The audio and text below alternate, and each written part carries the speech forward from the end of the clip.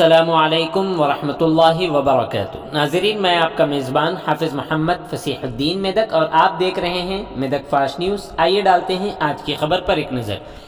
MLA Medak Shrimati M Padma Devendra Reddy ने आज ख़वातीन के आलमी दिन के मौके पर मकामी साई बालाजी गार्डन में DRDO की तरफ से मुनाकिदा बिलासूद कर्ज़ की तकसीम के प्रोग्राम में हिस्सा लिया।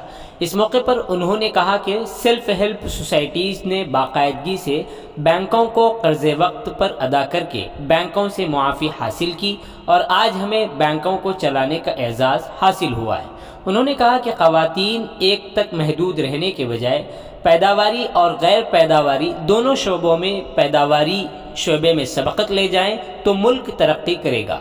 उन्होंने कहा कि आज की रोज़मर्रा की ज़िंदगी में अखराजात बढ़ गए हैं और मियाँ बीवी दोनों को काम करना पड़ता है। ख़वातीन को माली खुद मुख्तारी हासिल करनी चाहिए। उन्होंने कहा कि लड़कियों को अच्छी तालीम देनी चाहिए। उनकी शादी उस वक्त तक नहीं करनी चाहिए जब वो माली तौर पर मुस्तहकम और ख़ुद इन्हिसारी पर मुनहसिर न हो जाएं, ताकि उनमें किसी भी मुश्किल का मुकाबला करने की हिम्मत और सलाहियत पैदा हो। बाद अज़ां साल 2018 में 19 और 2019 में 20 के बिलासूद कर्ज़ों के वाजिबात के लिए 38,35,43,000 रुपये के चेक 10,749 सेल्फ हेल्प सोसाइटीज़ के हवाले किए गए और 3,79,00,000 के चेक 568 सोसाइटियों के हवाले किए गए। महकमा के ज़रिए हल्के मेदक में 3,601 सेल्फ हेल्प सोसाइटियों को 13,96,46,000 रुपये, जबकि बैंक लिंकेज ने 374 ख़वातीन सोसाइटियों को 27,08,35,000 रुपये के चेक्स हवाले किए। इस मौके पर ज़िला कलेक्टर मेदक मिस्टर राजर्षि शाह IAS ने खिताब करते हुए कहा कि रियासती हुकूमत ने ख़वातीन को बिलासूद कर्ज़े फराहम कर रही है।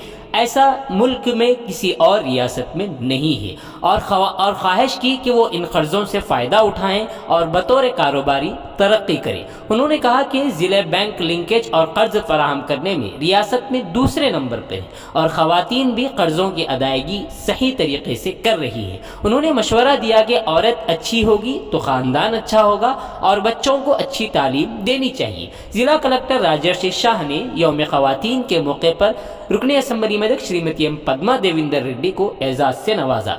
इस प्रोग्राम में एडिशनल कलेक्टर ज़िला Medak Mr G Ramesh, Medak municipal chairman Mr T Chandrapal, market committee के chairman Mr Bhatti Jagapathi, TNGOs के सदर Mr D Narendra, DRDO Srinivas, महकमा project director Indira, municipal commissioner Janaki Ram Sagar, councillor co-option मेंबरान, ख़वातीन एसोसिएशन के अरकान और दीगर ने इस प्रोग्राम में हिस्सा लिया।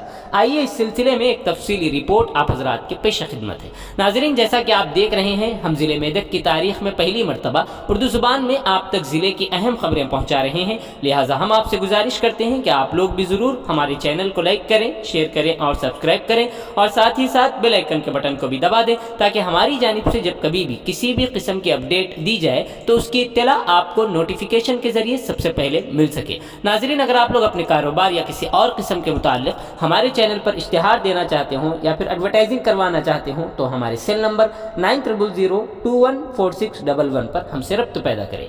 आइए न्यूज़ के सिलसिले में एक तफसीली रिपोर्ट आप हजरात के पेश खिदमत है। గౌరవం దక్కుతుందంటే అది మీకు మీరుగా మనకు మనంగా సాధించుకున్న విజయం. దానికి ప్రభుత్వాలు చేదోడు వాదోడుగా నిలబడ్డది మన గౌరవ కేసీఆర్ గారి ప్రభుత్వం.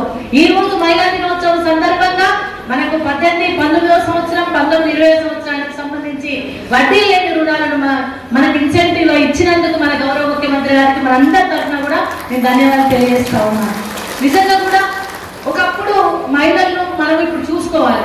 నిజంగా మన మహిళలకు ఒక రోజును అంతర్జాతీయ దినోత్సవం ఎందుకు జరుపుకోవాల్సి వస్తుందంటే, ఎక్కడైనా ఒకసారి గమనించండి, ఉత్పాదక రంగం ఉంటుంది, అనుత్పాదక రంగం ఉంటుంది.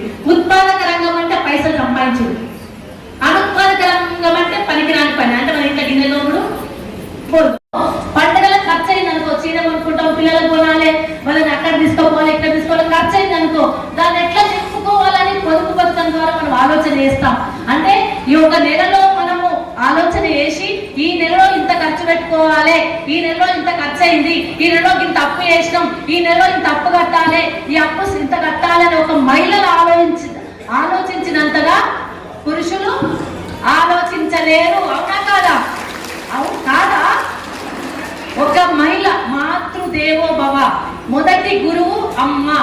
పిల్లలను కూడా చాలా సక్రమంగా సాధే విషయంలో కావచ్చు, పెంచే విషయంలో కావచ్చు, చదువు ఎప్పించే విషయంలో కావచ్చు, శ్రద్ధ విషయంలో కావచ్చు, మహిళ చూసుకున్నంత ప్రేమగా, అంత అన్యోన్యంగా, అంత చక్కగా పురుషులు చూసుకోగలుగుతారా? చంటి బిడ్డను మనం ఎత్తుకొస్తుందా? చాలా మంది పురుషులకు ఎత్తుకోరాదు. అవునా కాదా? ఓ ఆడని పెంచినాక ఎత్తుకొస్తారు, సంగతి వచ్చినాక ఎత్తుకోమంటే ఎత్తుకుంటారు, అప్పటిదాకా పట్టుకోరాదు. కానీ మనం చిన్న పిల్లకు పుట్టిన బిడ్డ దగ్గరికి వెళ్ళి, స్నానం చేసే దగ్గరికి వెళ్ళి కూడా శ్రద్ధ వహిస్తాం. పేరు పేరున హృదయపూర్వక నమస్కారాలు. అంతర్జాతీయ మహిళా దినోత్సవ శుభాకాంక్షలు. ఒక రకంగా సంతోషంగా ఉంది, ఒక రకంగా కొంచెం ఇబ్బంది ఉంది. ఎందుకంటే 364 రోజులు వాళ్ళేనట, ఒక్కటే రోజు మన కోసం పెట్టిండ్రు, అంతే కదా. 364 రోజులు ఎంత ధీమా కూర్చున్నా చూడండి వీళ్ళందరూ. మేమేమో అందరూ ఎట్లా కూర్చోవాలి, ఎంత ధీమా కూర్చున్నా. ఒక్కటే రోజు కదా, పొగడేద్దాం, మహిళల్ని పొగడేద్దాం, నవ్విద్దాం, మాట్లాడిద్దాం, చప్పట్లు కొట్టిద్దాం, అంతే వాళ్ళ పని. అంతేనా? అయినా పర్వాలేదు.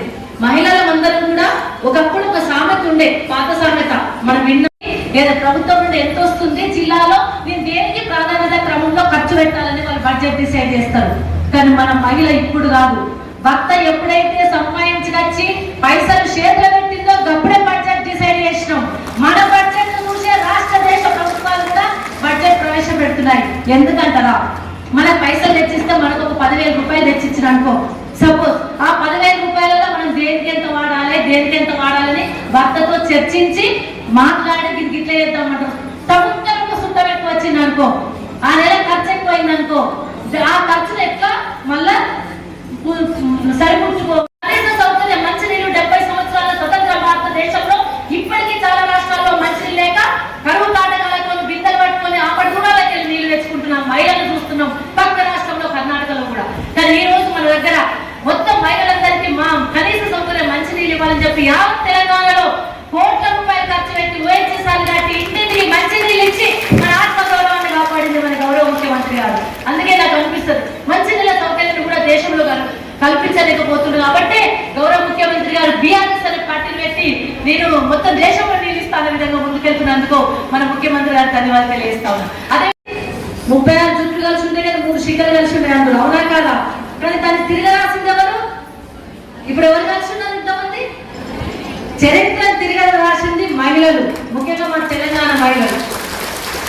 నిజంగా కూడా ఒకప్పుడు కలిసి ఉంటారు, కొట్లాడుకుంటారు అనే వాళ్ళే ఈ రోజు వాళ్ళ పొదుపు సంఘాల ద్వారా ప్రభుత్వం నుండి ఇన్సెంటివ్ తీసుకుంటూ బ్యాంకులు కూడా నమ్మే స్టేజ్ లో ఉన్నాయంటే కేవలం మహిళలు మాత్రమే.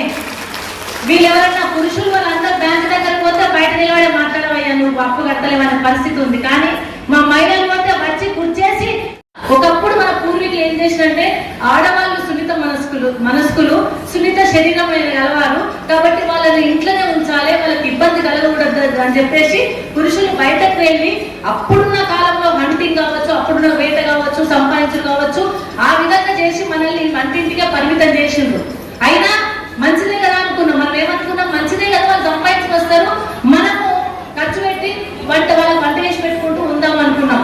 కానీ రాను కూడా ధన్యవాదాలు చెప్పాలి. ఎందుకంటే ఇంత మంచిగా కార్యక్రమం మనం ఈ రోజు చేస్తున్నాము, మీకు ఇంకా మంచిగా ప్రభుత్వం సహాయం చేస్తుంది కాబట్టి ఇంత మంచిగా కార్యక్రమం మనం ఇది చేస్తున్నాము. ఇది చూసి మీరు ఇంకా కూడా ఇంతగా మా నవీక గారు చాలా మంచిగా చెప్పారు. ఏంటి అంటే ఇంతకు ముందు డబ్బులు కోసం ఏమైనా అంటే మీ అక్కడ ఉన్న పురుషులు అంటే మీ తల్లి ఉండొచ్చు, లేకుంటే మీ భర్త ఉండొచ్చు, తండ్రి ఉండొచ్చు, భర్త ఉండొచ్చు, వారికి మీరు డబ్బుల కోసం అడగాల్సిన ఉంటుంది. కానీ ఇంకా మంచిగా బ్యాంక్ లింకేజ్ చూస్తే అంటే మీకు ఎవరైనా మీ డబ్బులు అడగాల్సిన అవసరం లేదు. మీ అందరికీ ఆర్థిక్ ఎంపవర్మెంట్ మీ అందరూ ఈ స్టేజ్ లో రావడం జరిగింది. అంటే మీ అందరి కృషి వల్ల, మన తెలంగాణ ప్రభుత్వం దిశానిర్దేశం వల్ల మీరు అందరూ బ్యాంక్స్ దగ్గర కూడా వెళ్ళి లోన్ తీసుకుంటున్నారు అంటే మీకు కూడా ఏదో ఇన్సెంటివ్ కావాలి. లోన్స్ తీసుకుంటారు, మంచిగా బిజినెస్ పెడతారంటే ఏదో ఒక ఇన్సెంటివ్ కావాలి. ఆ ఇన్సెంటివ్ కోసమే మన తెలంగాణ ప్రభుత్వం అంటే ఎక్కడైనా రాష్ట్రంలో లేదు వడ్డీ లేని రుణాలు అంటే ఎక్కడైనా రాష్ట్రంలో లేదు, మన తెలంగాణ రాష్ట్రంలో మాత్రమే వడ్డీ లేని రుణాలు కార్యక్రమం చేస్తున్నాము. అదే ఇన్సెంటివ్ తో ఇందాక మా డిఆర్డీఓ గారు చెప్పినట్టు అంటే లాస్ట్ ఫైనాన్షియల్ ఇయర్ లో మెదక్ జిల్లా 2 స్థాయిలో లాస్ట్ ఫైనాన్షియల్ ఇయర్ లో బ్యాంక్ లింకేజ్ లో అంటే మెదక్ జిల్లా 2 స్థాయిలో ఉంది. ఈసారి కూడా మనం టార్గెట్ దగ్గరే ఉన్నాము, ఆ టార్గెట్ కూడా ఖచ్చితంగా దాటుతున్నాము. మీ అందరి పైన నమ్మకం ఉంది. అంటే ఆ ఇన్సెంటివ్ మీరు చాలా రోజుల నుంచి ఇది ఎదురు చూస్తున్నారు, అంటే వడ్డీ లేని రుణాలు కార్యక్రమం గురించి చాలా రోజుల నుంచి ఎదురు చూస్తున్నారు. ఈ రోజు మన గౌరవనీయులు ముఖ్యమంత్రి గారు కేసీఆర్ గారు, మన గౌరవనీయులు మంత్రివర్యులు ఆర్థిక శాఖ వైద్య ఆరోగ్య శాఖ మంత్రివర్యులు వారిద్దరూ ఒక మంచిగా రోజులు ఈ రోజు తీసుకొని అంతర్జాతీయ మహిళా దినోత్సవంకి ఇంత మంచిగా మనం ఈ రోజు కార్యక్రమం మన జిల్లాలో చేస్తున్నామంటే చాలా సంతోషం. ఇంకొక వైపులో మనం ఆరోగ్య లక్ష్మి కూడా ఒక పూట మీల్ ఇస్తుంది. ఇంకొక వైపులో కేసీఆర్ కిట్ దాంట్లో కూడా ఆడపిల్ల పుడితే 13,000, మన బాయ్ చిల్డ్రన్ ఏమైనా పుడితే 12,000. అంటే అంతా గవర్నమెంట్ మహిళా ఎంపవర్మెంట్ కోసం చేస్తుంది. కాబట్టి మన ప్రభుత్వంకి మంచిగా మనం అందరము థ్యాంక్స్ చెప్పాలి. మీరు ఇంత మంచిగా ఇంకా కృషి చేస్తున్నారు, మీరు కూడా అదే విధంగా ఇంకా కూడా కృషి చేయాలి. ఇంకా కూడా మీ మంచిగా కార్యక్రమం కూడా మన ప్రభుత్వం నుంచి ఇంకా కూడా బ్యాంక్ లింకేజ్ కాకుండా ఇంకా కూడా మంచిగా కార్యక్రమం ఉన్నాయి. మంచిగా మీరు బిజినెస్ కూడా మీ ఊర్లో మంచిగా బిజినెస్ కూడా పెట్టండి. నేను మీ అందరితో కోరుకుంటూ స్థితిలో ఉన్నారు. అంటే ఆర్థిక స్థితి మంచిగా ఉంటే ఆటోమేటిక్ గా అన్ని మీరు చేసుకోవచ్చు. ఇప్పుడు మీ ఫ్యామిలీలో ఆర్థిక స్థితి మంచిగా ఉంటే మీ పిల్లలకి అంటే పాప ఉండొచ్చు బాబు ఉండొచ్చు, వాళ్ళిద్దరికి మంచిగా ఎడ్యుకేషన్ ఇస్తారు, వాళ్ళందరికీ మంచిగా మీరు ఆరోగ్య ఫెసిలిటీస్ కూడా ఇస్తారు. నిన్నే మన మంత్రి వర్యులు ఒక 5,000 గర్భిణీ స్త్రీలతో కూడా మాట్లాడి, మన ఎమ్మెల్యే గారు కూడా ఆ టెలికాన్ఫరెన్స్ లో అప్పుడు ఉన్నారు, ఒక 5,000 గర్భిణీ స్త్రీలతో మాట్లాడి మన ప్రభుత్వం ఎంత మంచిగా ఫెసిలిటీ ఇస్తుంది అది కూడా అందరికీ తెలియజేయడం జరిగింది. చేస్తా ఉన్నారు. కుటుంబం మంచి స్థాయిలో ఉండడానికి, కుటుంబం మంచి గడపడానికి మరి ఎన్నో కార్యక్రమాలు చేస్తా ఉన్నారు. నిజంగా ఇది గర్వించదగ్గ విషయం. దీంతో పాటు రాష్ట్ర ముఖ్యమంత్రి గారు మీ అంతలో మీరు ఎదగాలి, మీ కాలం మీద నిలబడాలి, మీ కుటుంబాన్ని మీరు పోషించే దిశగా ముందుకు పోవాలని వడ్డీ రుణాలు ఇవ్వడం జరుగుతూ ఉంది. ఈ రోజు చూస్తే 32 కోట్ల రూపాయలు మన జిల్లాలో ఇస్తా ఉన్నారు. అంటే మహిళల పట్ల ముఖ్యమంత్రి గారు అత్యంత దీక్ష. ఇక్కడ మనం చూసినట్టయితే మన శాసనసభ్యులు మహిళ, వారు ఎప్పుడు కూడా మహిళా సాధికారత సాధించాలి, మహిళలు ముందుకు పోవాలి, మహిళలు ఎదగాలి, అన్ని రంగాల్లో ముందుకు పోవాలని ఆకర్షించేటువంటి వ్యక్తి మన ఎమ్మెల్యే గారు. ఆడపిల్లల 18 వచ్చినాయి, ఇక పెళ్లి చేయాలని ఆరాటాన్ని తగ్గించుకోండి.